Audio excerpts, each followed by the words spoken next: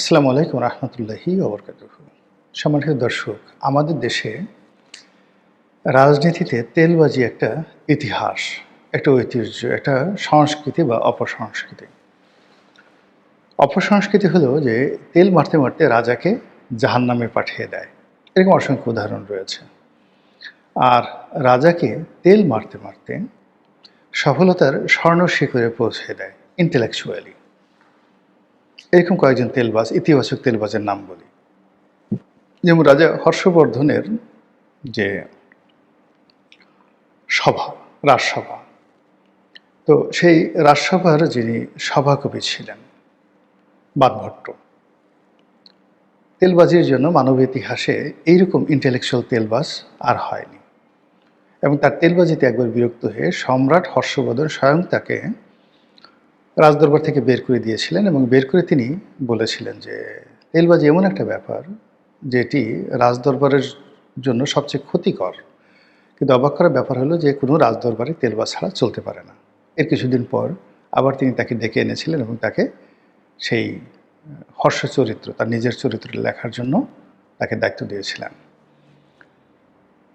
তো হর্ষবর্ধনের সফলতা, তার ইতিহাস, ঐতিহ্য এবং এত দীর্ঘকাল পরেও আমরা যে তাকে জানতে পারি, তার শাসনামলের সঙ্গে সঙ্গে শশাঙ্ক শাসনামল, উত্তর ভারতের যে রাজনীতি, তার পেছনে বাণভট্টের একটা ঐতিহাসিক ভূমিকা রয়েছে। সম্রাট আকবরের যে 9 জুয়েলস নবরত্ন ছিল, তাদের মধ্যে বেশ কয়েকজন ছিলেন যাদের উপাধি ছিল ভাঁড়। যেমন আমরা মোল্লা দোপেয়াজের কথা জানি ছোটকাল থেকে। অসাধারণ সব উইট, অসাধারণ তার কতগুলো বক্তব্য। সেই যে সম্রাট আকবর একদিন জিজ্ঞেস করলেন, বলুন তো আমার রাজ্যে কতগুলো, এই শহরে দিল্লিতে কতগুলো কাক আছে? তিনি বললেন, গুনে গুনে অ্যাডজেক্ট বললেন, এত এত এতটি, ফ্র্যাকশন দিয়ে, যেমন ৯,৯৩৩টি। তো রাজা বললেন যে ভারী আজব কথা, আপনি যেভাবে বললেন মনে হয় যেন কিছুক্ষণ আগে গুনে আসছেন। তো বললেন যে হ্যাঁ হুজুর, ঠিকই আছে। যদি আমার এই সংখ্যা থেকে আপনি গুনেন এখন কতটি কাক আছে, যদি ২-৪টা বেশি পান মনে করবেন তারা বেড়াতে গেছে। আবার যদি মানে ২-৪টা কম পান তাহলে তো মনে করবেন তারা বেড়াতে গেছে, বা যদি দেখেন বেশি হয়ে গেছে তাহলে মনে করবেন যে অন্য শহর থেকে বেড়াতে এসছে। হাসি রোল পড়ে গেল সেখানে। তো এইভাবে তার যে নবরত্নের মধ্যে অন্যতম আর একজন নবরত্ন, যিনি তার কৌতুকের জন্য, তার হাস্যরসের জন্য খুবই বিখ্যাত ছিলেন, ভীষণ রকম বিখ্যাত ছিলেন। এবং সম্রাট তাকে এত ভালোবাসতেন যে ফতেপুর সিক্রিতে তার যে গৃহের পাশে, আমার এই মুহূর্তে নামটা হঠাৎ করে মনে আসছে না, গৃহের পাশে তাকে রেখেছিলেন। তো এবং মন্ত্রীদের মধ্যে one of the senior minister হিসেবে তাকে নিয়োগ দিয়েছিলেন। হিন্দু সে ভদ্রলোক ছিলেন। তো যা হোক, এই হলো আমাদের বাংলাতে মহারাজ সেই কৃষ্ণ বা গোপাল ভাঁড়ের যে রাজা ছিলেন।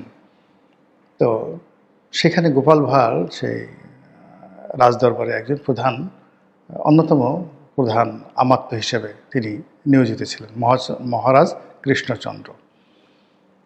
এরবারে সিরাজউদ্দৌলার গোলাম হোসেনের কাহিনী আমরা তো জানি, তারও এরকম ভাঁড় ছিল। শেখ হাসিনার অনেক ভাঁড় ছিল, বঙ্গবন্ধুর ভাঁড় ছিল, জিয়াউর রহমান, বেগম জিয়া থেকে শুরু করে সবারই এরকম ভাঁড় ছিলেন, অনেক ভাঁড় ছিলেন। আমরা কাউকে নাম বলে ছোট করব না। তো এই যে ভাঁড়ামি, এটা একটা আর্টের পর্যায়ে থাকে যদি ভাঁড় ডালা ভালো কোনো কাজ হয়, যেভাবে বিশ্বের বড় বড় রাজদরবারগুলোতে হয়েছে। কিন্তু যখন ভাঁড়ামিটা বিরক্তিকর হয়ে যায়, মানুষজন না হেসে বরং মানুষজন আর আত্মহত্যা করতে ইচ্ছা করে সেই সমস্ত ভাঁড়ামি দেখলে। আর সে সকল ভাঁড়ামির ফলে দেখা গেল যে রাজপুরুষ যিনি আছেন তিনি ধীরে ধীরে মানসিকভাবে দন্য, হীনমন্য, নির্বোধ এবং অসহায় হয়ে পড়েন। অনেকগুলি বিষয় রয়েছে যে তার সামনে করা হয়, কিন্তু তিনি টের পান না যে এটা মানে তাকে অপমান করা হচ্ছে নাকি তাকে সম্মানিত করা হচ্ছে। যখন মোজাম্মেল বাবু বলেছিলেন শেখ হাসিনার সামনে যে আমাদের খুব আফসোস হচ্ছে মাননীয় নেত্রী, এর কারণ হলো যে আমরা বোধহয় আপনাকে আর পাচ্ছি না। তো নেত্রী বলেন, কেন কেন কেন? বলে যে, আপনি এখন এই যে বিদেশ থেকে আসলেন, এভাবে এবার আপনাকে যেভাবে দেখলাম, বিশ্বের সমস্ত নেতৃবৃন্দ আপনাকে যেভাবে নেতা মেনে নিল, আপনি তো বিশ্ব নেত্রী হয়ে গেছেন। এখন যখন আপনি বিশ্ব নেত্রী হয়ে গেলেন, তখন তো বাংলাদেশ আপনাকে আগের মতো পাবেন না। দেখেন, সেদিন তিনি যেটা ঠাট্টা করেছেন, মশকরা করেছেন, এখন ঠিকই শেখ হাসিনা বিশ্ব নেত্রী হয়ে বাংলাদেশকে ত্যাগ করে দিল্লিতে চলে গেছেন। এরকম একটা অবস্থা তৈরি হয়। তো সেই দিক থেকে যে আমাদের যে রক্ত মাংসের মধ্যে যেভাবে বংশ পরম্পরায় তেলবাজি চলে আসছে, এই তেলবাজির কারণে রাজনীতি না করে, পরিশ্রম না করে, কেবলই মাত্র নেতার মনোরঞ্জন করে বড় বড় পদ পদবি পাওয়ার চেষ্টাই বেশিরভাগ মানুষ করে। পরিশ্রম করার চাইতে যদি জুতো চাটলে খুব দ্রুত উন্নতি লাভ করা যায়, যদি বাথরুমের বদনা টানলে, যদি নেতার বমি ধরার জন্য সবসময় হাত পেতে বসে থাকে কেউ, এবং ওটার মধ্যে কারো যদি উন্নতি হয়, তাহলে কেন সে তার সারা জীবন যৌবন অর্থবিত্ত সব রাজনীতির জন্য শেষ করবে? সে একজনের জন্য কাজ করলে তো হয়ে যায়। এবং সেই জিনিসটি নেতা অনেক সময় বুঝতে পারেন না। বুঝতে না পারার কারণে এরশাদ সাহেব ডুবেছেন, বুঝতে না পারার কারণে শেখ হাসিনা ডুবেছেন, এবং শেখ হাসিনার আশেপাশে যত লোক দেখেন তাকে ডুবিয়েছে, তাদের একজনও সিজেন্ট পলিটিশিয়ান নন। তারা সবাই সুযোগ সন্ধানী। বিশেষ পরিস্থিতিতে নেত্রী তাদেরকে দয়া করেছিলেন বলেই তারা মন্ত্রী হয়েছিলেন, এমপি হয়েছিলেন, কিংবা আমলা কামলা হয়ে তারা সেই শেখ হাসিনার যে তেলবাজির যে রাজনীতি, সেই রাজনীতিতে শক্তিমত্তা প্রদর্শন করেছিলেন।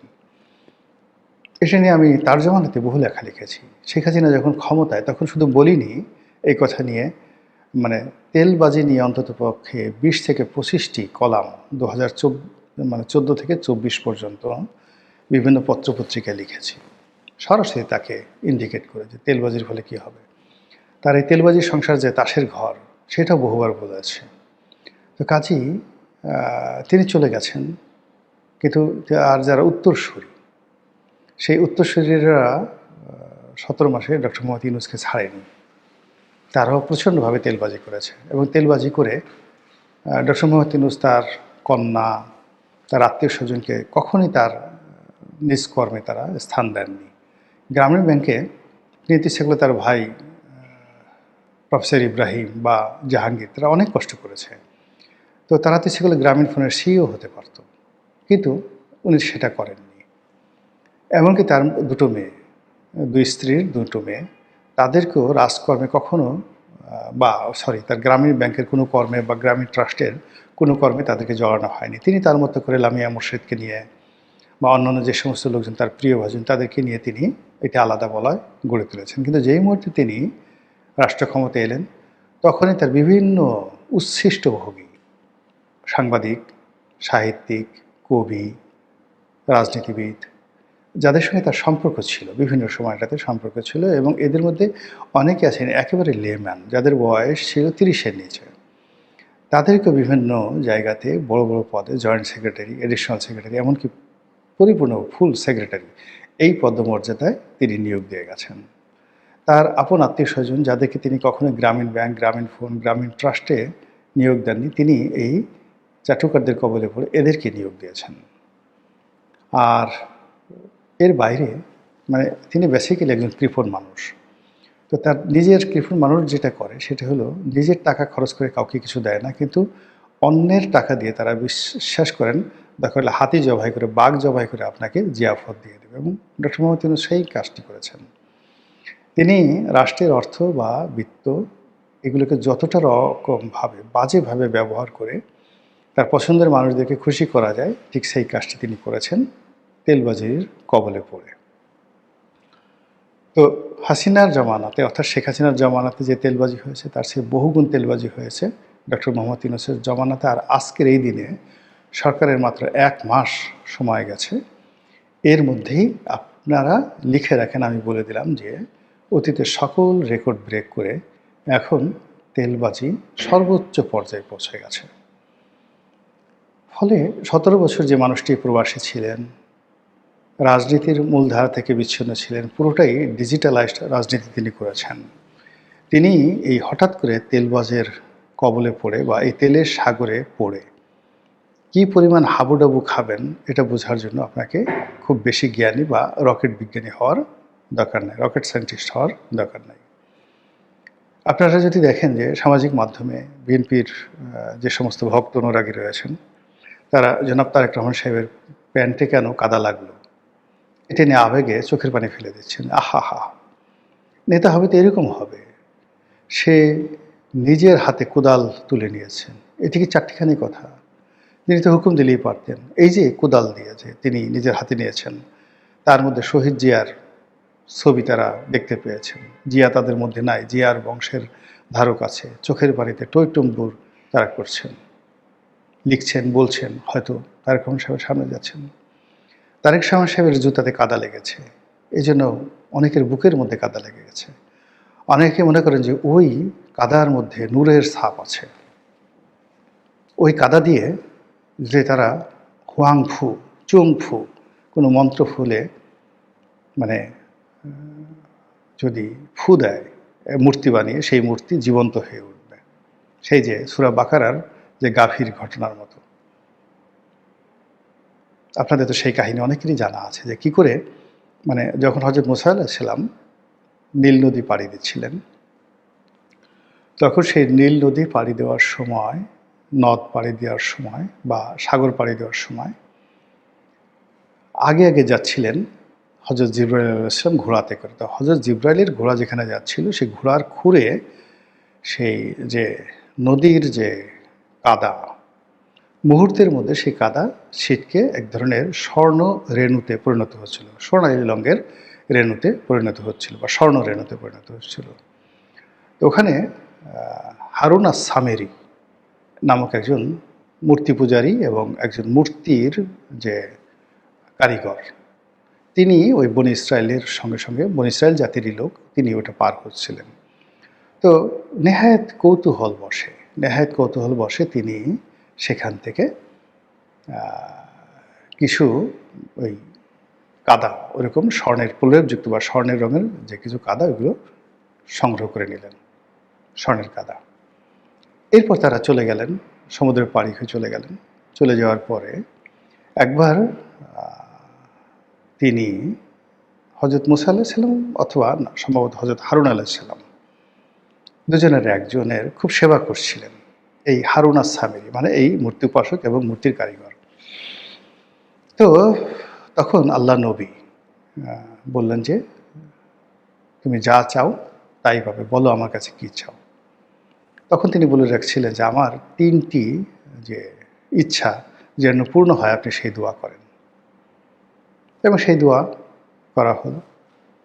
তো সে এখন আর চাইল না। পরবর্তীতে হঠাৎ করে যখন হযরত মুসা আলাইহিস সালাম গেলেন, তিহ ময়দান থেকে তিনি চলে গেলেন তুর পাহাড়ে, সেই আল্লাহর দিদার লাভের জন্য এবং জাবুর তাওরাত কিতাব আনার জন্য। ঠিক সেই সময়টাতে কি মনে করে সেই স্বর্ণের সেই মাটিগুলো দিয়ে একটা মূর্তি বানালেন সেই হারুন আস-সামেরি। আর তখনই শয়তান তাকে মনে করিয়ে দিল যে ওই তোমার ওই বর যেটা ছিল বা আশীর্বাদ ছিল, সেটাকে তুমি এখন চাও। তখন সেটা তিনি চাইলেন যে এটা মুহূর্তের মধ্যে যেন একটা জীবন্ত স্বর্ণের গরু হয়ে যায়, বাছুর হয়ে যায়। তারপর চাইলেন যে এই বাছুরটি যেন হাম্বা হাম্বা করে, আর বনী ইসরায়েলের লোকরা যেন এই বাছুরের পেছনে ছুটতে থাকে। যে ঘটনা সেই কাজ। সবাই ইয়া বাছুরু করা শুরু করলো, সবাই গাফিল হয়ে গেল, সবাই বেঈমান মুনাফেক হয়ে গেল। এই হলো কাহিনী। তো যেটা বলছিলাম যে ওই যে তারেক রহমান সাহেবের জুতায় যে মানে যাকে বলা হয় কাদা লেগেছে, তার যারা চাটুকার তারা ওটাকে মনে করছে স্বর্ণরেণু। আর সেই স্বর্ণরেণুকে যদি তারা সংগ্রহ করতে পারে আর প্রতীক অর্থে সেটাকে দিয়ে যদি তারা আবার কোনো গাধা বা গর্ধব তৈরি করতে পারে, আর সেই গর্ধবের পুজো যদি শুরু করে দেয় বিএনপির যারা লোকজন রয়েছেন শয়তানের ওয়াসায়, তাহলে আশ্চর্য হওয়ার কিছু নাই। এরকম ইতিহাস পৃথিবীতে বহুবার ঘটেছে। আপনি যদি জাইমা রহমানকে নিয়ে তেলবাজি চিন্তা করেন, জাইমা রহমান কখন মাথায় কাপড় দিলেন, কখন কাশি দিলেন, কখন গ্লাস পরলেন, মানে চোখে চশমা পরলেন, কখন সানগ্লাস পরলেন। তারপর তিনি তার পিতা কাশি দিলেন, কখন তিনি সেই পানির বোতল এগিয়ে দিলেন, এটা জাতীয় খবর। এরপর তারেক রহমান সাহেবের সঙ্গে যারা হ্যান্ডশেক করেছেন এই তার চলতি পথে, হ্যান্ডশেক করার পরে কারো হাত রঙিন হলো কিনা, হাতের চেহারা বদলালো কিনা, এই দৃশ্য দেখার জন্য তেলবাজরা ঘুরে বেড়াচ্ছে। তারেক রহমান সাহেবের সহধর্মিণী কথাবার্তা বলেন না, মুচকি মুচকি হাসেন। এখন তার কর্মকাণ্ড নিয়েও তেলবাজরা নানাভাবে বিভিন্ন ন্যারেটিভ তৈরি করে শুরু করে দিয়েছে। তিনি কি খান, ইফতারের সময় বাসা থেকে কি খাবার নিয়ে আসেন, তারপর তিনি কত ভালো যে নিজের হাতে রান্না করা ইফতার দিয়ে তিনি বাইরে বসে ইফতার করেন, বাইরে তার জন্য যে আয়োজন করা হয় তিনি সেটা গ্রহণ করেন। আহা কি ভালো। তারপর একটা ইফতারের অনুষ্ঠান দেখলাম যে তাকে একজন ইফতার সামগ্রী একটু দিতে চাচ্ছে, দ্বিতীয়বার দিতে চাচ্ছে, তিনি সেটা বিনয়ের সঙ্গে না করলেন যে আমি এটা নেব না, বা বলে যে দরকার নেই, আই এম টু ফুল। আমরা তো অহরহ এই কাজগুলো করি, বিয়ের বাড়িতে গেলে যখন খেতে বসে কেউ যখন অতিরিক্ত দিতে চায় আমরা না করি। এরকম একটা দৃশ্যের প্রেক্ষিতে চাঁদাবাজ, তারপর তেলবাজ, দালাল, ফড়িয়া যারা আছে তারা প্রশংসায় ভাসছে, আহা কি মহত্ব, কত সংযমী আমাদের প্রধানমন্ত্রীর স্ত্রী, তিনি আর দ্বিতীয়বার খাদ্য গ্রহণ করলেন না, ফিরিয়ে দিলেন। এর বাইরে তারেক রহমান সাহেবের হাসি, তার চলাফেরা, তার কথা, তার কণ্ঠস্বর, তার যে কোনো সিদ্ধান্ত, তার এই 100 দিনের কর্মকে নিয়ে 100টা মহাকাব্য রচনা, 100 দিন না, 1 মাস, মানে 30 দিনের কর্ম নিয়ে 30টি মহাকাব্য রচনা করার জন্য কত মানুষ যে বিদেশ থেকে নস্যি আমদানি করে নাকে মুখে সেই নস্যি লাগিয়ে যেভাবে মহাকাব্য লিখতে বসে গেছেন, যা আগামীতে মহাভারত কিংবা রামায়ণের যে ব্যাপ্তি এবং বিস্তৃতি সেগুলো ছাড়িয়ে যাবে। এই প্রধানমন্ত্রী বা তারেক রহমান বন্দনার সেই স্তুতি। এইভাবে চলছে। তেলের সাগরে ঢেউ লেগেছে, তেলের যে খনি সেই খনিতে জোয়ার এসেছে, আর অন্যদিকে তেলের বাজারে আগুন লেগেছে। একদিকে আগুন, অন্যদিকে ঢেউ, আর অন্যদিকে জোয়ার। তেলের এই ত্রিমুখী যে পরিচালনা এবং ত্রিমুখী পরিবেশনা এবং ত্রিমুখী ব্যবহারে শেষ পর্যন্ত বিএনপির ভাগ্যে কি জোটে সেটা দেখার আশায় রইলাম। আসসালামু আলাইকুম রহমতুল্লাহি ওয়া বারাকাতুহু।